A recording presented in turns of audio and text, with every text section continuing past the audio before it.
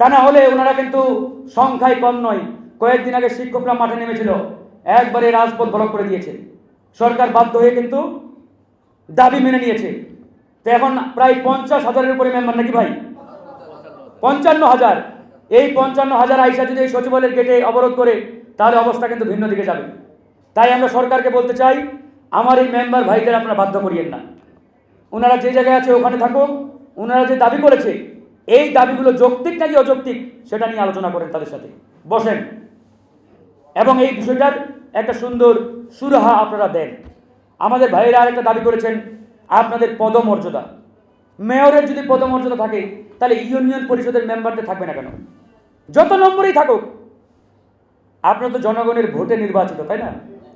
যারা জনগণের ম্যান্ডেট নিয়ে চেয়ারে বসছে, এদের প্রত্যেকের ওয়ারেন্ট অফ প্রেসিডেন্সির মধ্যে এদের নিয়ে আসতে হবে। ওয়ারেন্ট অফ প্রেসিডেন্সি ছাড়া আমি মনে করি আপনাদেরকে সরকার পরিকল্পিতভাবে অপমানিত করছে।